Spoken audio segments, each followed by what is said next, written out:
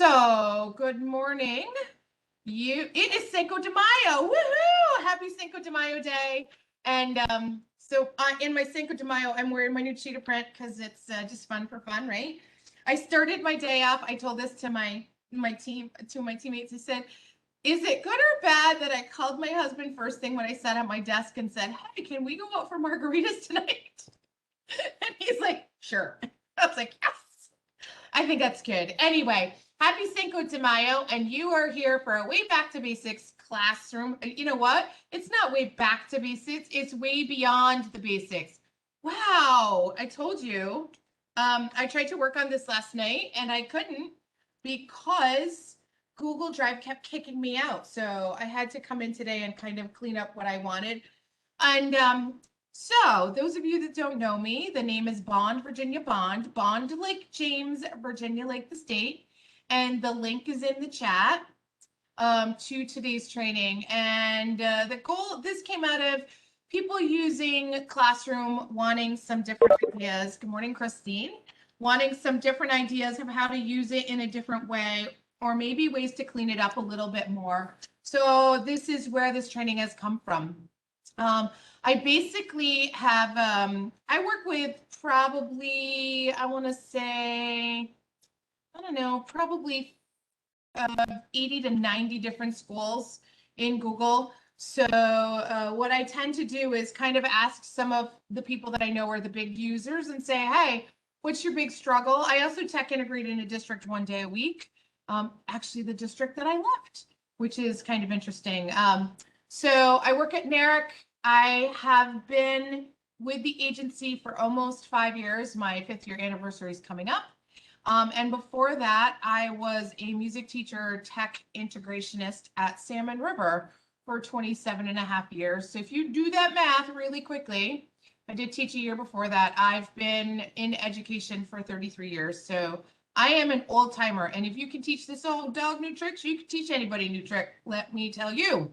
So what we're going to do is I'm going to go in and I'm going to, first of all, I'm going to pin my tab for this one. And I'm actually going to go into a Google Classroom. Before I start that, just a heads up that I might show you a few things today that you might want to get, right? You might see a couple different apps or a couple different extensions. And I just need to give you a disclaimer that just because I use it doesn't mean we endorse it, and you always need to check with your DPO to make sure you're allowed to use it. This is that, like, talking about Ed Law 2D compliancy. So I don't think I have too many things that are like that, but just in case you see something, make sure if you see something wonderful that you ask your DPO if you're allowed to use it.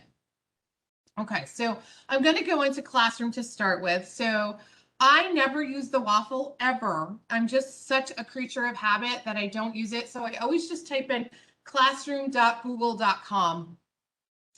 All of the apps in Google work the same exact way. It's the name of the app.google.com. So in case like you can't get to the waffle, because that sometimes happens, that's a workaround. And let me tell you another little trick. So yesterday when Drive was deciding to not play well with me, right? It would not really let me get here. There's a couple workarounds. So I could, and it's not that I couldn't get to Drive. I could get to Drive and I could get in, but it was slow going, and it was slow going searching, which, you know, is when you have an issue like that, that means that Google's in the midst of doing an update.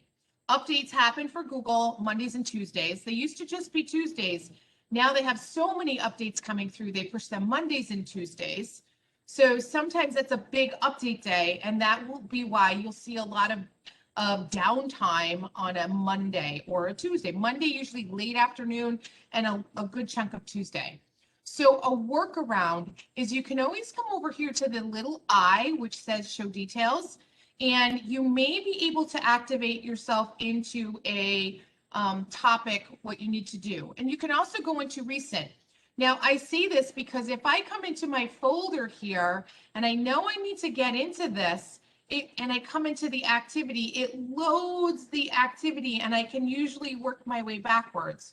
So if I can click into things that way.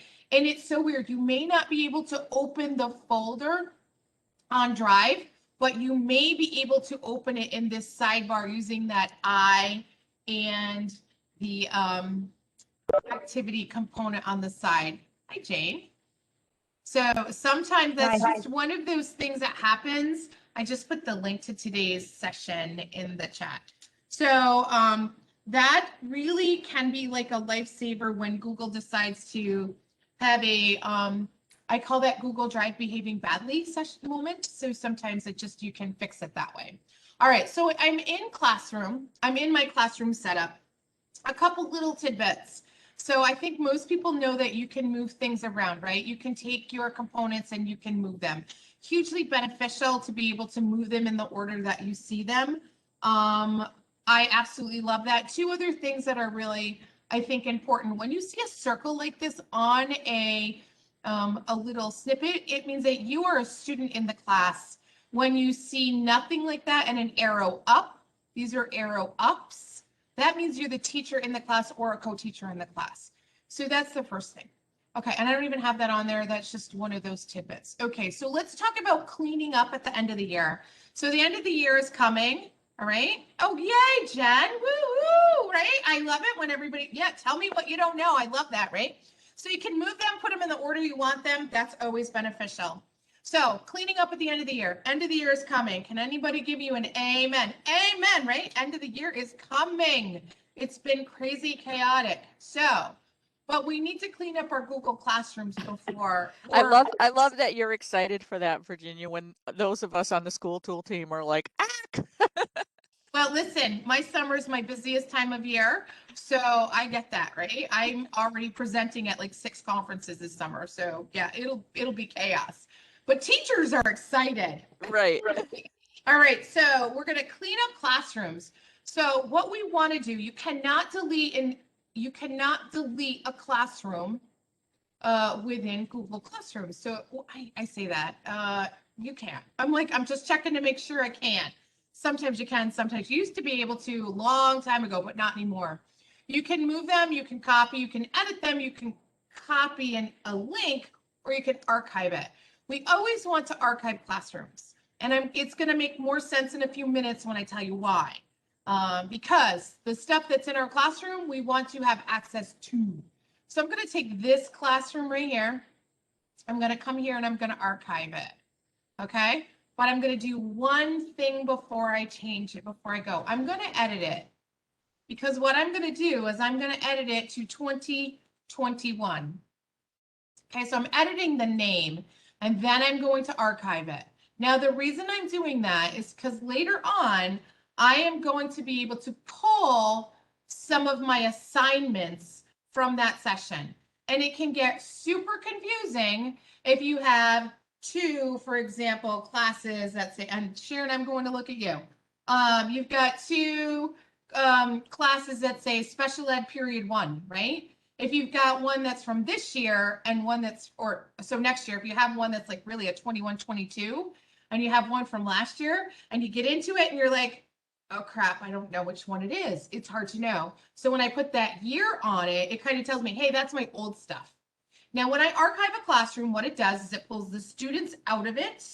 So you're not going to have that anymore. You don't have to worry about it. Okay. So there's kind of pushed off on the backside. And where does it go? Does it just hide? I always tell people that archived information in Google is like the filing cabinet that's around the corner. Okay, it's in the hidden room. It's still there. Don't worry about it. Some of us have archived stuff from, a good jillion years ago because we've been teaching since the age of dinosaurs, like me, myself. So when you come in and you'll see that my session down here, when I click Archive Classrooms, I'm going to have, there's all my archived classrooms. So they used to just pop up, just so you know. They used to be in a list over here. Right here, they used to be this long list. And what they did to make this is very new, by the way, the last couple weeks. What they did is they just made a list of them. So here's all the classes that I've archived. But what's nice about this, because I've archived them, I can still pull information out of them. Okay. Does that all make sense? Pretty simple, right? So changing that name is a big help. So now let's go into a classroom. And I'm going to go back and I'm going to go back up here into my classes. I'm going to go into this classroom right here. So this is a classroom that I co-teach or I co-taught with one of my colleagues. And I'm actually going to go into classwork because what we're going to do is we're going to talk about assignments. I'm going to move this out of the way. I am going to actually move my session document out of the way. So I want to encourage you when you are in classroom to really use some topics to organize your classwork. And what does that mean? It depends on how you use it. Now, I learned a few things this year that I didn't know because you don't know until you do it or until someone else does it and they ask you a question. What is the total list of topics? How many topics can you have? I was like, I don't know, right? That's a weird question. I didn't know you would have that many. You can't have more than 100 topics. 100 topics is a lot. Now, what this classroom teacher was doing, she made a topic for every date. So she hit 100 dates, right? So she had one that was like 9/1, 9/2, 9/3. She'd made those all topics. She ran out at the 100th day of school. So, it's a good idea, I think. I think it's a little confusing. It's a little too granular for me. So you want to think about those big topic ideas. And I always say in there, think big so they're searchable. And the example that I like to give is like a global studies teacher. I don't even know if they call it global studies anymore. I'm so old. Okay, so think about having to take a regents at the end of the school year and wanting to be able to review. If you have topics that are set up by like units, your students can come in and they can come to the sidebar, click on Dig or whatever it is. They can click on that and then they can find the things that are affiliated with that topic. It's a nice way for your students to be able to come in and look at information.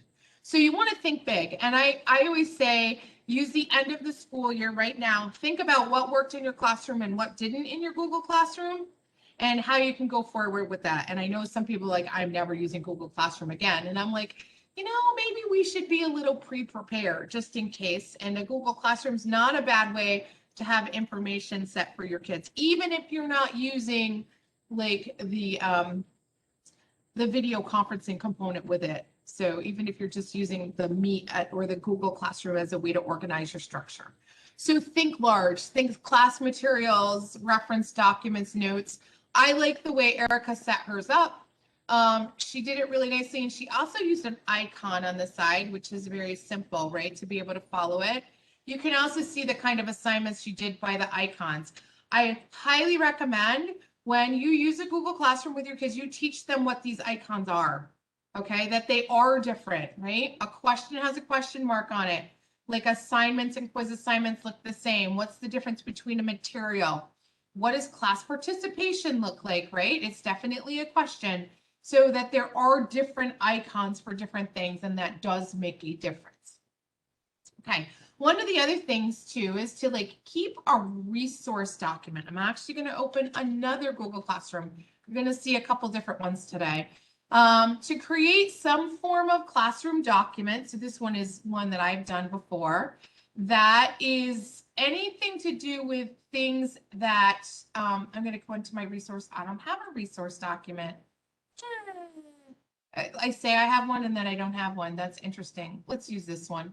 So you can have a resource document that basically is information. It can be pushed out as an assignment. It also can be used in some different ways. So for example, if I was teaching 8th grade math and I needed to push out a set of links for my students to be able to use, I could push them out here in my stream all the time. I could continue to put that. We're going to go there, share it about co-teachers in just a minute. Okay.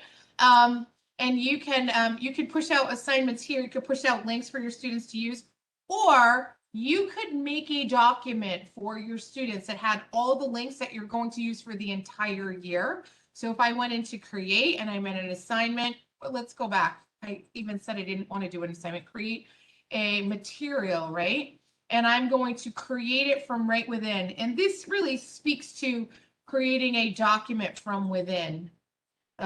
This is when you create from within, which you now can do. You never used to be able to do that. And I could have links in here. So maybe these are links to Unit 1. And I can have, all of those in here.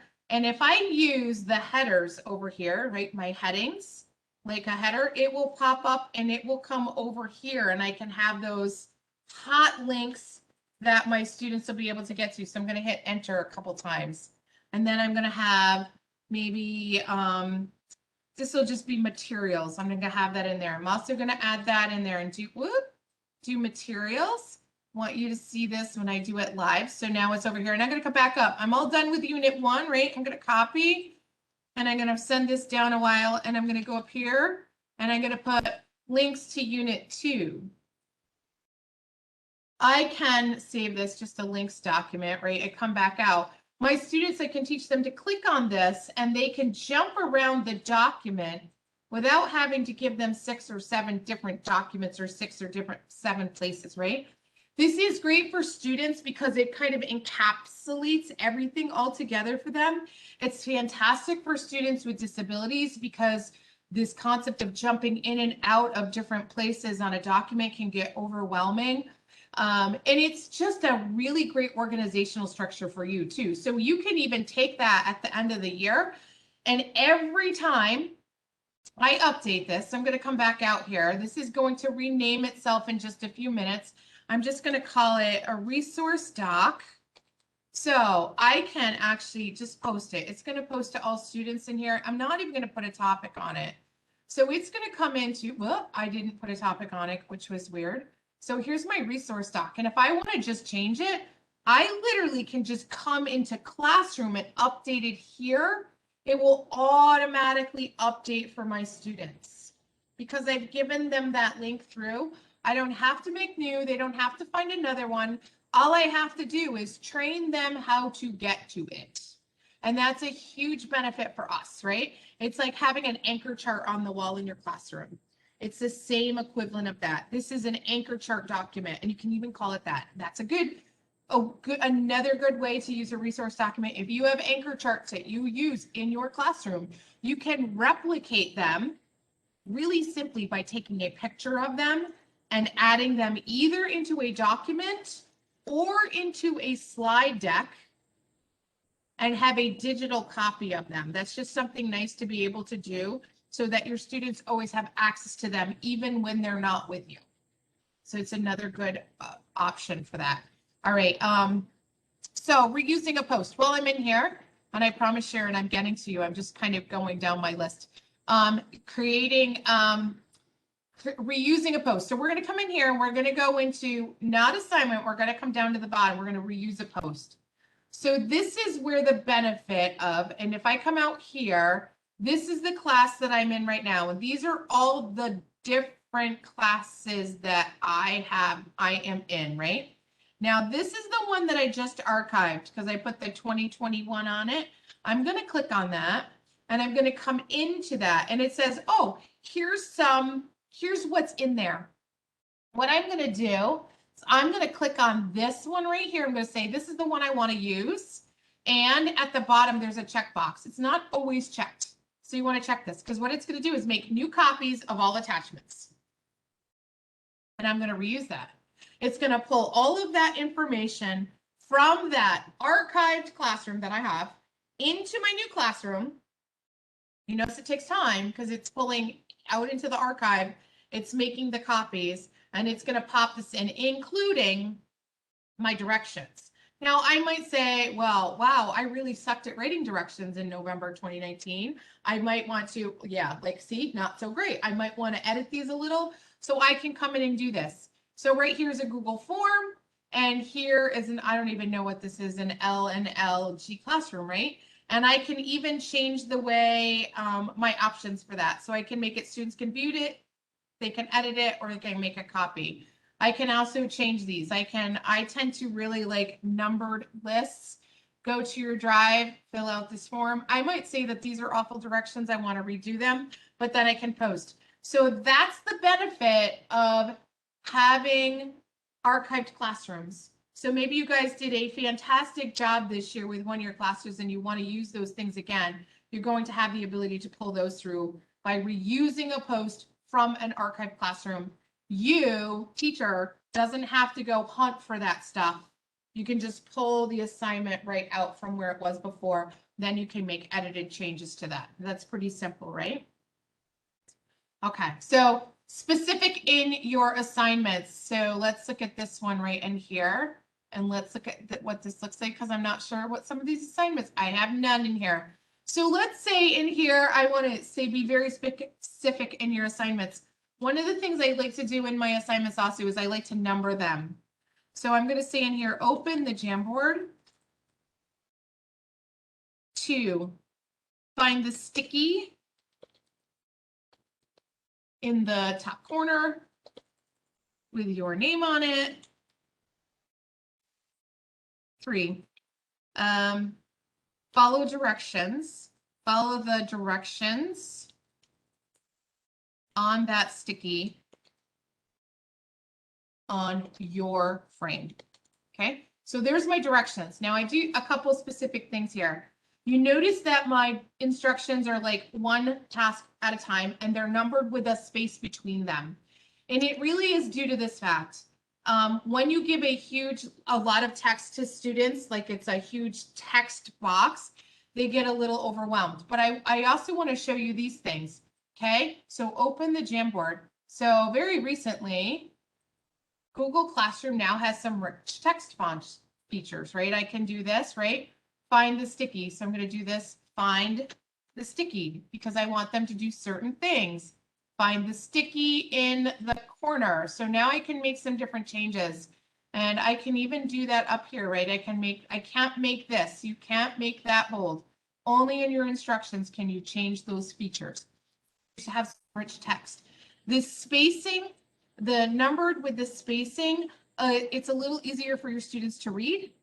And number 2, it's also easier for your students to identify to you where they're having problems.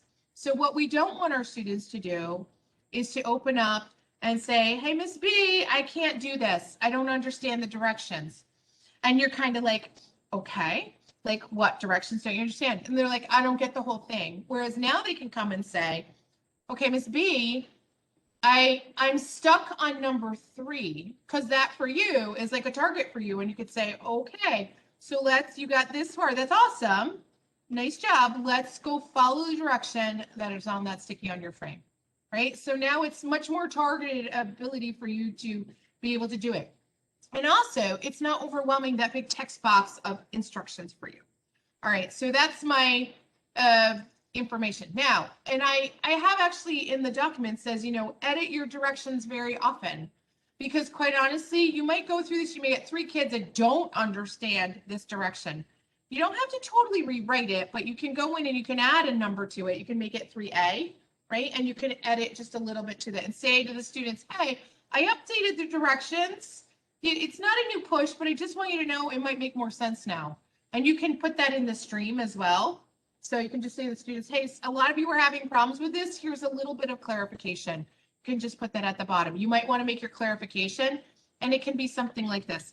Clarification, right? And you can just note it, and you can make it italics. I do love the fact that they now have this specialized text in there. It makes it much easier. So I'm just going to save that. Perfect. Okay, so we already created from within. So within assignments, you have that ability to come in here. I'm going to edit this one again. And there's 2 ways you can push things. You can either add from your drive, which everybody is used to, right? Everybody knows how to add from their drive. So you go in, it'll pull anything you already have in your drive in. Anything that's in your drive can be added to a student. So let's just say I'm going to add this Google form here, right? That's beautiful, right? Google Forms they don't get the options to make copies or assign because everybody gets them. They're all the same. But if I create from here, okay, so Google Form, when I get my data from a Google Form this way, I have to import my grades. If I create the Google Form from within an assignment, from within Google Classroom, and I make it a quiz, it will automatically import my grades into Classroom. That is the piece I think most people miss, right? Let me say that one more time. If I just add a form and it's a quiz and my kids, like I have it, I made it 2 years ago. I like it. I just want to always use the same one. If I use that one and I pull it in, then I have to import my grades. So this one doesn't have grades. There's going to be a button when I go into the grading part and it just says imports, and I can do that. If I build the form from within Google Classroom and it's a test and you get in it grades, it will automatically filter those grades into your grade book. Okay, so I just want you to understand that. Does that make sense? It's pretty simple. That is the difference between the two. I used to tell people that when you came to Classroom, you had to have your stuff pre-prepared. You had to have your papers that you're going to hand out to your kids ready to go. That's not the truth anymore. You can now create directly from within. And these are the ones that you can create from within. Doc slide sheets, drawings, and forms. Not a Jamboard. Jamboards have to be created off on the side. Okay, so differentiating instructions. Blah, blah, blah. So anytime you push out a lesson, this is not the one to do it with. This is the one. Anytime I push out an assignment to my students, so if I create a new assignment like this and I want to push it through, I can choose who I want to push it through. I can push something to 3 people if I want to. I don't have to push it to the whole class. So I can make those differentiated assignments pretty easy. And if you make an assignment, so Sharon has 12 kids in her classroom, she has 4 groups, she makes her first one. So she makes her first one and she's like, yep, that's really good. I'm going to grab this one right here. And she decides she's going to use it again. So she's going to come up to reclass. So this is called submitting class participation. I'm going to reuse a post. I'm going to be in this classroom. So that's the classroom I was just in. I can grab it like this. I can reuse the post, same exact thing, but maybe I need to edit just my directions and I can come and push this to a different set of people. Makes it much easier than retyping things retyping things again. Just, you can always reuse a post from another Google Classroom, from an archived classroom, or from the classroom you're already in. It just makes it simpler than having to recreate the wheel every time. Okay, so let's go into people. So people, right? Yes, right. That is really nice for special ed population, right? And you can just really easily do it without having to go through and recreating the wheel every time. So people, and another thing to go with that, Jen, I think that's that is helpful. Sorry, I just had a brain fart. What's nice about that is that kids only see the assignments that they get. They don't get to see all the other assignments. You see everything, but they don't. They only get to see their own stuff. So co-teachers. There's a couple big things about co-teachers that have just happened, and it's more attached to things within Google Meet. So having a co-teacher gives you equal rights within the classroom. So you'll see that this is actually Erica's class, and she added me as a co-teacher in the classroom. She's having some issues just keeping up with some of the work. These were adults, and so she had me go in and do a little bit of work. So as a co-teacher, you also get everything that comes at you from a class. So if you notice what I did, I went over into the settings. So this sidebar, these are called the classroom notification settings. These affect every one of your classrooms, not just this one, every one of them. So you can see in here, you have some ability. I can turn off all my email for everything. Sometimes that's really nice. Or I can go in and I can say, okay, as a teacher that I teach in, I can see how I want to get things. I want to get comments on posts. Now, some teachers love to get all these emails. Oh, sweet Lord, not me. This would drive me bonkalonkas. And I know that because I am a co-teacher in a 7th grade classroom, an 8th grade classroom, and a 6th grade classroom in a middle school. And I bet you they get like 500 emails a day. And I'm like, yeah, I turned those all off. I don't care. Really? She only wants me in there for technical assistance in case she breaks something. I don't need all the emails, so I can turn them all off. But you can also do, maybe when you're enrolled in a classroom, you turn these on. I'm not enrolled in a classroom right now. That's you as a student. But when I teach, what do I really need to see? Do I need invitations to co-teach a class? I don't. Do I need to see scheduled post published or failed? I don't. Do I want late submissions of work and resubmissions? I can turn these on and off as I want. So a classroom teacher can do this too, because if you really don't want the email notifications to come through, you could turn them off and then you can just go into Google Classroom and check it yourself. And that really cleans up people's emails. Another thing to do, just to think through this, is that if the emails are coming through and you have kids, you can actually make filters within your Gmail. So it feeds into a folder automatically, and they're marked as read as soon as they hit your inbox. So that's another good thing you can do with Gmail. Can't do that with Outlook. Sorry. All right. So the next one. So co-teachers in your classroom, and hopefully, Sharon, we can do your question right now. Co-teachers in your classroom, they have the same ability as you do. And just recently now, they will have the same ability to be a co-host within a Google Meet. If you are using a Google Meet, so this is one of the newer features that has come out. Co-hosts will be able to be co-teachers are going to be co-hosts, and will also be able to kind of see the classroom. That means they can delete things as well, but they're also going to be co-hosts in a Google Meet. So now Sharon, ask me a question. Phew. Okay, so it has to do with archiving. Because I am a TA and I'm in a regular high school, so I go to some high school classes. I am really paranoid about messing up their classroom. So, but if I wanted just to archive one of theirs, if I archive it, does that mess them up? That's what I'm confused. Okay, so I don't want to touch it. Okay, that was my question. Thank you. Not a problem. And I always like to tell TAs who are like in that situation, and kudos for whoever made you a co-teacher, because some districts just don't allow that to happen. And I'm like, okay, I don't get that, but whatever, right? I would say just remind them that they can archive, because sometimes they don't know, and it's super helpful for them to know that, hey, I really? And I still have access to it. That is super helpful. So the co-host is a new feature. You can have up to 10 co-hosts in a classroom. But what you need to do is when you have that many people, so when Erica and I are in classes, the person who made it is the lead and the other person does work. So she has asked me in the past when she was teaching this class, she's like, can you kind of follow up with these two people? And I was like, yeah, absolutely. She's like, they needed some clarification, and that was something that I could do. So I did some of the clarification in there. So you kind of have to really have defined roles about who's doing what when you have multiple co-teachers in a classroom. And that's kind of just like a regular classroom, right? We have to play nice with one another. That's just the way it is.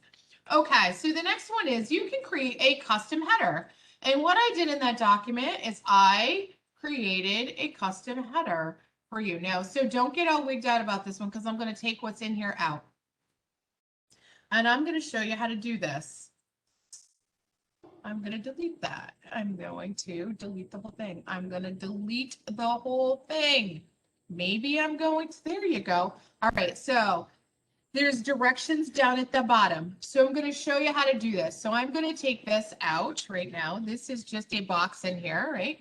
I'm going to take a shape box, right? I'm going to make a rectangle. Now, why would I want a custom header? Because quite honestly, they are cute. Right? I know it's like people are like, really, I don't have time for this.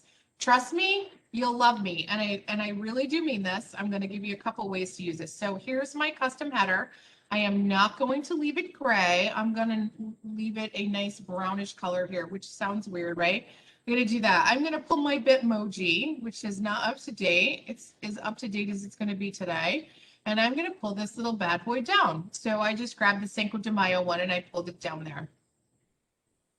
Maybe I did. There we go. I would like it if you had my mind today. So perfect. So when you are building a custom header, and I'm going to grab this and pop it. Sorry, I lost my Google Classroom. Well, I love you too. I don't know where that went. Oh, there they are. Wow, that one's strange. So in my Google Classroom, you will notice a custom header. Sometimes, depending on your title, will bleed all the way across, right? So you want to stay out of this region but you can put pictures in this region. So here's another example of another one, just so you can see what I mean. You can, depending on how long the title is in your classroom, you have some workspace.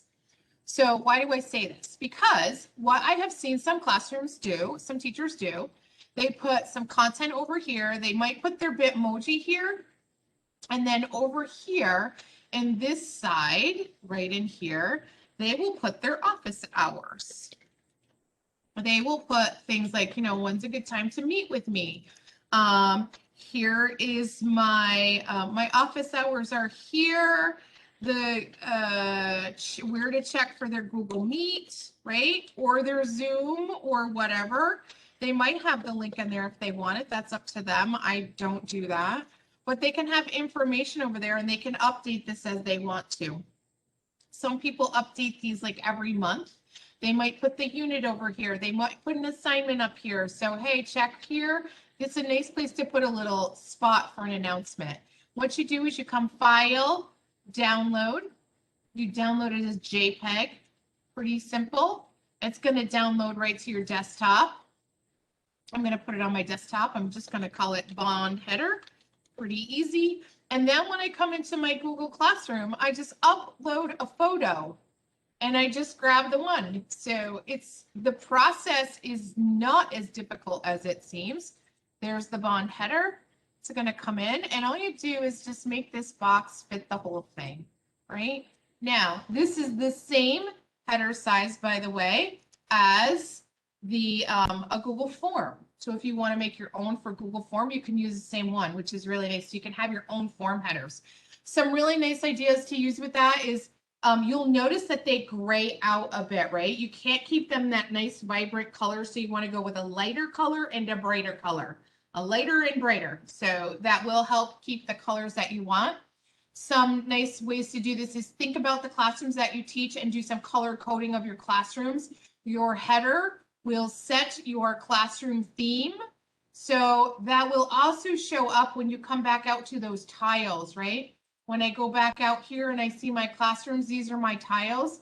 Those will drive my tiles as well, and that will help you organize them, which is always really, really great. Okay, so let me keep going. I'm lost as to where I am at this point, and I lost my stuff. It's got a mind of its own. All right, there it is. Fantastic. All right, so my next one that I have, looking for something on the page, hugely beneficial, and I don't think most people know that you can do it. When you're in a classroom assignment, like here, nope, not here. So, or here. When you're in here and you want to look for something, you can use Control F and you can just type in whatever. If something's called whatever, do you see how it highlighted the word? And kids can then just do this. They can come down to what it's called. That's really beneficial because it's going to allow your student to get lost in assignments to find them much quicker. That works everywhere, just so you know. So it's Control F. It works on a web page. It works on a PDF. It works on a spreadsheet. It works everywhere. Makes your life much easier. So at the beginning of next year, you want to think about, you maybe archived your classrooms. You might want to come into your classrooms and you're going to come back out to your tiles. And you can come in here and I can just make a copy. I can copy a class. So you'll see what it does. It pulls everything through. It creates a copy. And you'll read what it says. It says, create a new copy with copy topics and classwork items. Rosters and announcements won't be copied. So I'm going to do this one just so you see what happens. And I'm going to call it 2122. And I'm going to tell it to copy. It's going to pull all those pieces through. So if you just happen to be blessed with teaching the same thing 2 years in a row and you think you're going to use them all exactly the same, you can do that. This takes time. It's not fast, right? It's got to go pull what it has. So I now have a 2122 classroom, and I'm almost done. And when I come into this, you'll notice what happens in here. It's still creating it. It takes all of my assignments and it kind of schedules them. It drafts them so then I can push them out. So they're not all just sitting in there ready to go. So where did it just go? I did just lose it. That was weird. So we'll do a little refresh. And hopefully Virginia, can I ask a question while you're waiting? Sure can. Any issues if they wanted to copy from 2 years ago due to this year having been, let us just say, unusual? Nope, they can do that. Yep. No, you can pull backwards, doesn't matter. So, one of the things I do want to talk about, I don't talk a lot about grading and I don't talk about syncing grading. So I know Christine is on our school tool team. One of the things I'm really careful with is you always want to work with your school tool person to work on syncs. That is really the best way to do it. And it doesn't matter what third party you are syncing your Google account to, your Google Classroom account to, you always want to do that. And one of the things is I always like to say to people, think about if you're doing that, just remember, you only want to sync in one direction. You only want to push in one direction. You only want to push to your information system. You never want it to come back the other way. The reason for that, there's a lot of data sitting in your information system that you don't want crossing into your Google Classroom. You want your grades to push out. And that's what we do in general when we do things like this. We push from a spreadsheet into School Tool. So it's the same thing. We push from Classroom into School Tool or whatever, eSchool, PowerSchool, doesn't matter. One of the last things I just want to show you is to remember to look for those apps that are going to allow you to integrate. So this is where I kind of walk the fuzzy line of like what you have. So there are so many apps now that automatically, oh, and I have to remember what account I use. So let's just hope that this is the one it was. Oh, I don't think it was. It'll work. Okay, definitely was not. Log out. And I'll log back in. You want to think about places that you can integrate your system with your Google Classroom. And you want to use your Google Classroom as your hub. So Edpuzzle is one of those options. Edpuzzle is like a software that allows me to take videos and add content into it. So like here's lots of them, right? Here's lots that I have done. So let's say I take this video right here and I want to push this to my classroom, right? So what I want to do is I want to push this out to my classroom and I want to assign it. So when I assign it like this, it's going to say, hey, how do you want to do this? And I would say, I want to push it into a classroom. So this is my classroom already set up. See my little icon? So I say, okay, right here. And I assign this like this, and it's going to automatically push this out to my classroom. And you'll see these are all the people that are in my classroom in there that can take that, right? And it shows me all the places I can start it today. Here's my due date. So I'm not recreating my classroom in another third-party app. I'm allowing Google Classroom to link to that. Okay, so that's one example. Here's another example. Whiteboard chat, which is kind of a new feature for a lot of districts. I don't think, let me type the whole thing in here. Whiteboard.chat. This is a brand new, and I'm going to go over by a minute probably. This is a brand new tool. It was created in the fall. I'm hoping it's going to load. Yep. I happen to be a Whiteboard Chat ambassador. Will there be some summer trainings in the catalog this year for Whiteboard Chat? So here's a Whiteboard Chat. This allows me to push out things. I'm going to skip for now, and I'm going to call this a trial. Right? I'll have it all done. Let's say I have everything in here. This does everything, probably including inventing the kitchen sink. And I am not kidding. It will do tons. So I might just want to say to my students, I'm going to add a picture onto this, and I want you to comment around it what you see. So let's use this one right here. There's a picture that I have right. They're going to comment on it, and I'm going to invite, and I can push through my Google Classroom. So I always want to do it like this because that benefit of that is that I'm not having to recreate my classroom in all these different platforms. I'm using Google Classroom to do all that work. So just look for those integrations, and there's tons of them. I mean, there's tons of them. Almost everybody has one. There's also one with GoGuardian has one, Lightspeed Relay has one. That's how they link those pieces together. Nearpod has, I think every third-party most third-party apps now have that as an option. So, and then the last one, so this is more for elementary teachers or middle school teachers. Think about creating a class for your early finishers and put some like extra activities in there for kids that are always done early to give them some different options. All right, at the bottom of that document, what I did is I gave you lots of, I'm going to stop sharing. I gave you lots of different resources in there. There's a best practices document. There's some links. There's some really good websites that I go to for my Google Classroom things. Alice Keeler really is the guru for all things Google Classroom. If you can get past her teaching pedagogy ideas, sometimes they're not always, she's not always the nicest, but I do really love some of her content. And when I say she wrote the book is really literally on her webpage. So if you have questions, go there and ask questions. And I'm going to stop recording in a minute. Just to let you all know, you will get a link to today's session. You will get a link to a form to fill out, which you don't have to do. And you will get a link to the notes from today. So I'm going to stop. Thank you. Please